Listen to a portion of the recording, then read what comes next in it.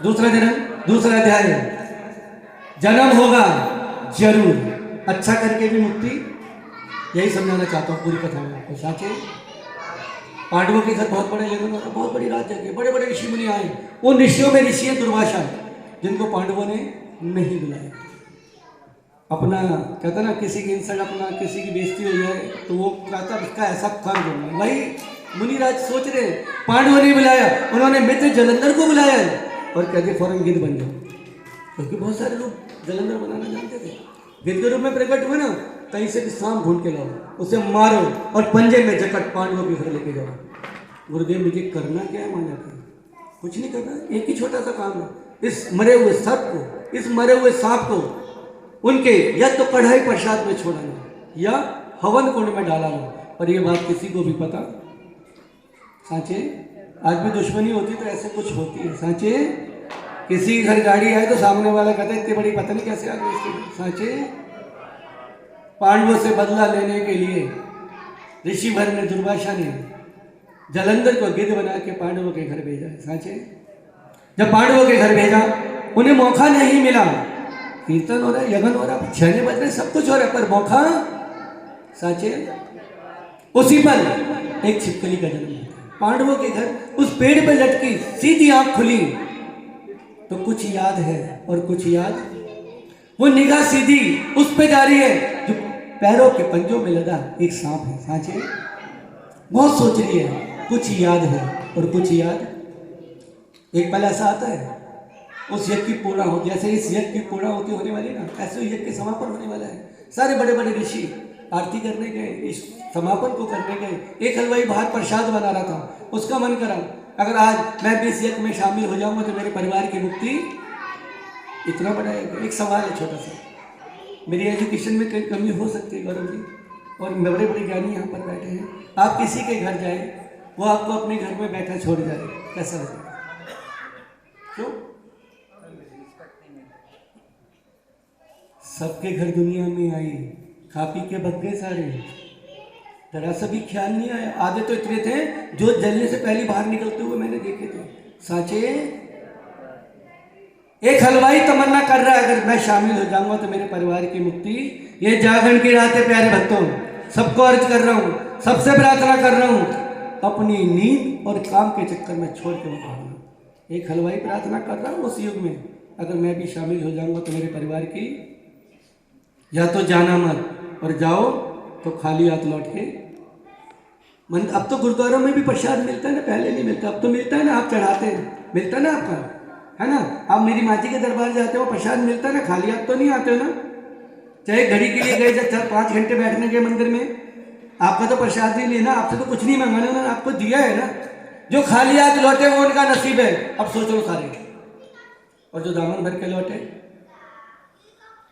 क्या मांगने आए सारे? हमारा दामन भर दो, हमें ये दे दो, हमें वो दे दो। आप अधूरा छोड़ गए, फिर कहते तो भगवान ने ऐसा कर दिया। आप दोषी हैं, भगवान दोषी है। ये पछतावा पता कब होता है? जब कोरोना जैसी मार पड़ती है। सांचे बड़े बड़े ख्याल आते हैं, हमने वहां पे गलती तो नहीं की, ऐसा तो नहीं, इस वजह से ऐसा हो गया।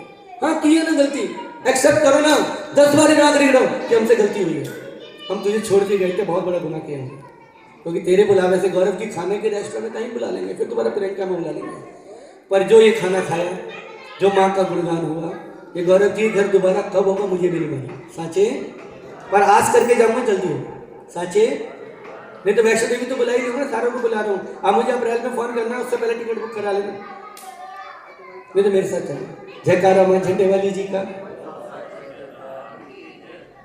वो हलवाई क्योंकि गिद्ध को मौका नहीं मिला, सारा प्रसाद खुला छोड़, बनता प्रसाद खुला छोड़ उनके पीछे पीछे, और गिद्ध को मौका। मरा हुआ सांप कढ़ाई में छोड़ 1 2 3 चीख निकल गई छिपकली की, जो पल भर पहले जन्मी, अनर्थ हो गया। साचे उससे अपनी बहन की बात याद आ गई, क्या अगर आज मैं इन सब की जान बचा दूंगी तो मेरी मुक्ति। साचे अब कूदे क्यों?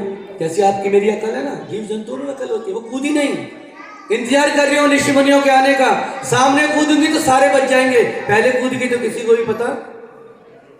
साचे उससे अपनी बहन की बात दिमाग में घूमने लगी, जल्दी से लोग लौट के आए, मैं इनके सामने कूद जाऊंगी, मेरी आज ही मुक्ति नहीं। कर्मों की सजा कई जन्मों तक लेकर जाती है, और ऐसा अनर्थ जिसने वो कर्म कर दिया, मेरे गुरुदेव कहते थे इंसानों ने इंसान को खा लिया। साचे कहां लिखा है? बार बार निवेदन करूंगा आपको, विष्णु भगवान को जो वादा करके आया ना, 9 महीने जब कोख में होता है, उस गंध में एक बात ही करता है, वो दूसरी बात नहीं करता, कोई नजर नहीं आता, उसे विष्णु लोग नजर आता, बस मेरा जन्म कर दो प्रभु, नाम लूंगा, कोई अनर्थ करके नहीं, कुछ ऐसा काम नहीं करो, मेरा जन्म कर दो। तो जब जन्म हो जाता है तो दुनिया के मेले में खो। साचे ऋषि मुनि लौट कर आए हैं, कथा को धीरे धीरे आगे बढ़ा रहा हूं क्योंकि थोड़ा थोड़ा समय थोड़ा अभाव रहेगा। ऋषि मुनि लौट कर आए हैं, और जब ऋषि मुनि लौट कर आए हैं वो प्रसाद लगाने लगे, छिपकली ने वहीं उनकी आंखों के सामने छलांग तड़फ गए, चीख निकली, अरे अभागन क्या करके आई, प्रभु ने तुझे ये सजा दी, तू छिपकली योनि में आई, तेरा अगला जन्म नीचों का होगा। साचे तूने प्रसाद जहर बना दी, इतनी बड़ी रात का यज्ञ अनर्थ कर दिया, तेरा अगला जन्म नीचों का। मैं जितने बैठे सारे से पूछ रहा हूं क्या बुरा किया उसने, अब उसने क्या बुरा किया? सारे बैठे हुए प्यार से कथा सुन रहे हो, स्कूल वाला काम मत करना, गर्दन तो सबकी हिलती है, ज्ञानी कुछ ही होते हैं। साचे क्या बुरा किया उसने? अब तो उसने कुछ भी बुरा नहीं किया, उसकी बहन ने कहा था किसी की जान बचाएगी तेरी मुक्ति, ऋषि मुनि कह रहे हैं तेरा अगला जन्म नीचों का तूने अनर्थ कर दिया। साचे उन्हें नहीं मालूम कि पहले तो अनर्थ कोई और कर गया, ये तो तुम्हें बचाने के लिए कूदी है, पर देखिए भाग्य एक के साथ एक फ्री मिला है। क्या जो आप सुन रहे हो सारे? साचे थोड़ी देर बाद ऋषि मुनि कहते हैं जल्दी से सवेरा होने वाला है, अगर ये प्रसाद किसी भी जीव ने खा लिया, जंतु ने खा लिया, वो मर गया, तुम्हारा यज्ञ अधूरा रह जाएगा। नहीं, जल्दी से एक गड्ढा खुदवाते हैं, प्रसाद को पलटते हैं, और पलटते पलटते 2 अस्थि पंजन नजर किस किस के? सांप और देखते ही तड़प गए। छिपकली को कूदते हमने देखा, ये सांप कहां से? कहीं ऐसा तो नहीं कोई पहले कर्म कर गया हो, छिपकली इस राज को जानती हो, हमने जाने अनजाने में से क्या, पर दिया हुआ श्राप तो लौटता। ये तो मैं पहले भी कह चुकी हूं, तो जुबान से तीर निकलते थे वो लौटते नहीं थे, वो भी इतने बड़े बड़े ज्ञानी संत महंत ऋषि मुनि जो श्राप दे रहे हैं। साचे उस युग के पुजारी है मां के जो श्राप दे रहे हैं। साचे अब ऋषि मुनि कहते हैं अगर इसने हमारी जान बचाई है, जो हमने कहा वो वापस तो होगा नहीं, इतना कर देते हैं इसके लिए, अगर इसने हमारी जान बचाई है और ये कर्म कोई पहले कर गया तो जान बचाने में इसका एक ही संशोधन कर रहे हो, अमेंडमेंट कर रहे हो, क्या कि जन्म तेरा उच्च कुल में होगा और वास तेरा नीच कुल में होगा। साचे कितने जन्मों की कथा हो गई?